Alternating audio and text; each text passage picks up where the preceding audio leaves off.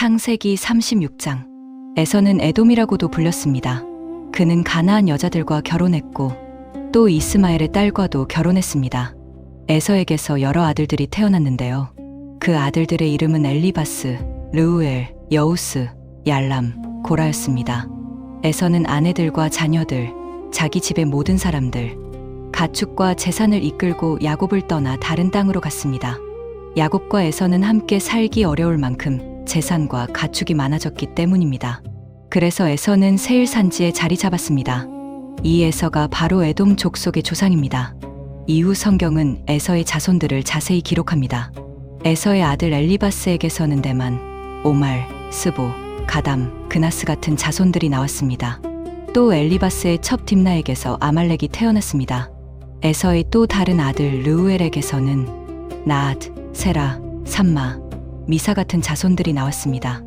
이들은 모두 에서의 후손들이며 에돔 족속의 여러 지도자들이 되었습니다. 성경은 에서의 자손들 가운데 족장들이 나온 것도 기록합니다. 대만 족장, 오말 족장, 스보 족장, 그나스 족장, 고라 족장, 가담 족장, 아말렉 족장 같은 사람들이 등장합니다. 이들은 에서의 아들 엘리바스에게서 나온 족장들이었습니다. 또 르우엘의 자손들 가운데서도 나앗 족장, 세라 족장, 삼마 족장, 미사 족장이 나왔습니다. 여우스와 얄람과 고라에게서도 족장들이 나왔습니다. 이렇게 에서의 후손들은 여러 부족으로 나뉘어 세일 산지에서 살아가게 되었습니다. 세일 땅에 원래 살고 있던 호리 족속의 족보도 기록합니다. 세일의 자손들에게서 로단, 소발, 시브온, 아나, 디손, 에셀, 디산 같은 사람들이 나왔습니다. 이들도 각각 자기 부족의 지도자들이 되었습니다.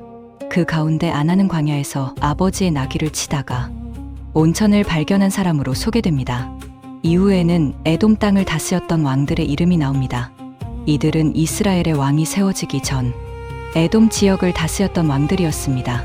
브올의 아들 벨라가 에돔에서 왕이 되었고 그가 죽은 뒤에는 요밥이 왕이 되었습니다. 요밥이 죽은 뒤에는 후삼이 왕이 되었고 후삼이 죽은 뒤에는 하닷이 왕이 되었습니다.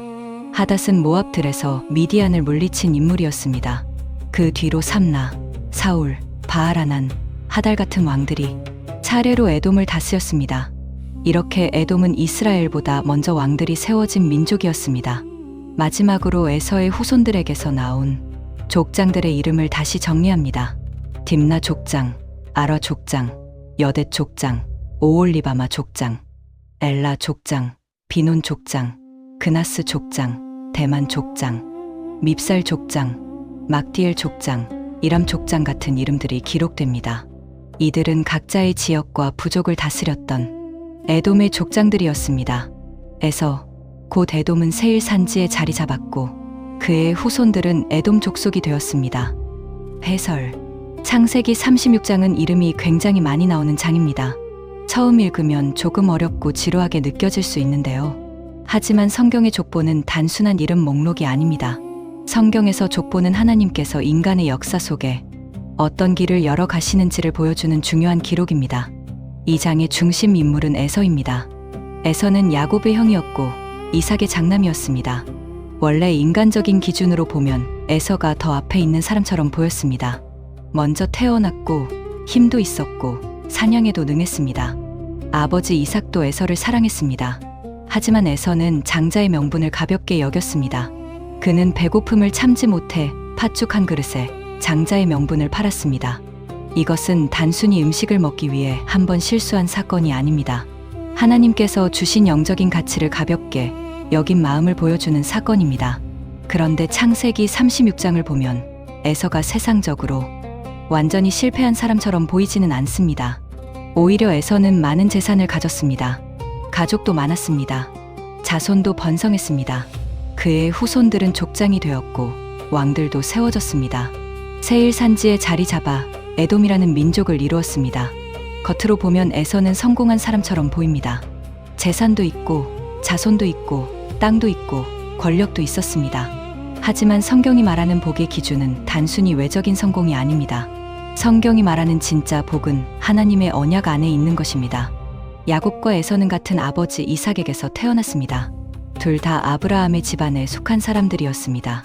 그러나 하나님의 언약은 에서가 아니라 야곱을 통해 이어졌습니다.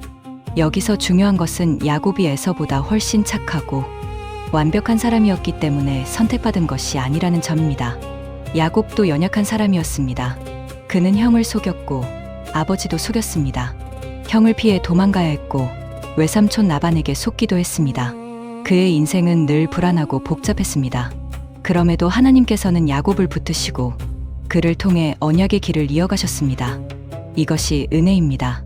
개혁주의와 복음주의 관점에서 창세기 36장은 하나님의 선택과 언약의 중요성을 보여줍니다.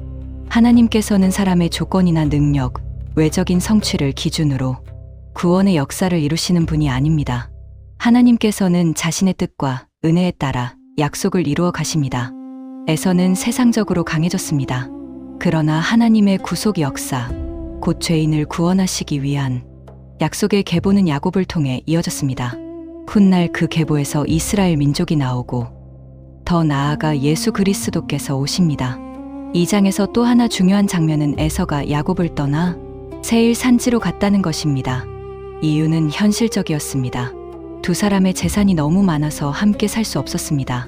가축과 소유가 많아지자 같은 땅에서 함께 머물기 어려웠습니다. 하지만 성경 전체의 흐름에서 보면 이 장면은 단순한 이사 이야기가 아닙니다. 언약의 계보와 에돔의 계보가 갈라지는 장면입니다. 야곱은 약속의 땅과 연결된 사람으로 남고 에서는 세일 산지로 가서 에돔의 조상이 됩니다. 이후 성경에서 에돔은 이스라엘과 여러 번 갈등하는 민족으로 등장합니다. 에돔은 에서의 후손이고 이스라엘은 야곱의 후손입니다. 한 가정에서 시작된 두 흐름이 역사 속에서 서로 다른 길을 걷게 된 것입니다. 그래서 창세기 36장은 앞으로 성경에 등장할 에돔이라는 민족의 뿌리를 설명해주는 장이기도 합니다. 그냥 이름만 나열된 장이 아니라 이후 성경 역사를 이해하기 위한 배경이 되는 장입니다. 또 이 장은 우리에게 중요한 질문을 던집니다. 우리는 무엇을 복이라고 생각하고 있습니까? 재산이 많아지는 것입니까? 이름이 알려지는 것입니까? 가문이 커지는 것입니까? 영향력이 생기는 것입니까? 물론 이런 것들이 모두 나쁜 것은 아닙니다. 에서도 실제로 번성했습니다. 성경은 그것을 숨기지 않습니다. 하지만 성경은 그것이 최종적인 복이라고 말하지 않습니다. 진짜 복은 하나님과의 관계 안에 있는 것입니다. 하나님의 약속 안에 있는 것입니다. 하나님께서 붙드시는 인생이 되는 것입니다. 에서는 가진 것이 많았지만 장자의 명분을 가볍게 여겼습니다. 야곱은 부족한 것이 많았지만 하나님께서 그를 언약 안에 붙으셨습니다. 이것이 두 사람의 결정적인 차이입니다.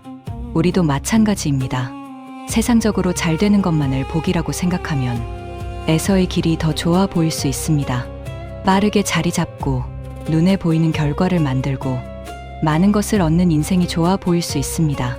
하지만 성경은 더 깊은 기준을 보여줍니다. 하나님 없이 잘 되는 인생보다 하나님 안에서 붙들리는 인생이 복입니다. 눈에 보이는 성공보다 하나님의 약속 안에 거하는 것이 더 큰 복입니다. 창세기 36장은 조용히 우리에게 말합니다. 에서의 후손도 번성했습니다. 에돔도 강해졌습니다. 왕들도 세워졌습니다. 그러나 하나님의 구원의 약속은 야곱의 계보를 통해 이어졌습니다. 결국 성경의 중심은 인간의 성공 이야기가 아니라 하나님의 구원 이야기입니다. 이름이 많이 나오는 이 족보 속에서도 하나님은 역사를 이끌고 계셨습니다. 세상 민족들이 생겨나고 왕들이 세워지는 가운데서도 하나님께서는 자신의 언약을 잊지 않으셨습니다. 그리고 그 언약은 결국 예수 그리스도께로 이어집니다. 그러므로 창세기 36장을 읽을 때 우리는 단순히 에서의 후손들이 많았구나라고만 생각하면 안 됩니다. 이 장은 우리에게 묻고 있습니다. 나는 눈에 보이는 성공을 더 붙들고 있습니까? 아니면 하나님의 약속을 더 귀하게 여기고 있습니까? 에서는 장자의 명분을 가볍게 여겼지만 하나님께서는 언약의 가치를 가볍게 여기지 않으셨습니다. 그리고 그 언약을 끝까지 이루어 가셨습니다. 오늘 우리도 세상의 성공만을 복으로 착각하지 않아야 합니다. 하나님 안에 있는 것이 진짜 복입니다. 하나님의 약속을 붙드는 것이 진짜 지혜입니다. 그리고 예수 그리스도 안에서 하나님의 자녀로 살아가는 것이 가장 큰 은혜입니다. 반드시 원문 성경과 함께 읽어보시기를 권장드립니다. 오늘도 하나님의 말씀 안에서 평안하시길 바랍니다. 더 많은 분들에게 말씀이 전해질 수 있도록 구독과 좋아요 부탁드립니다.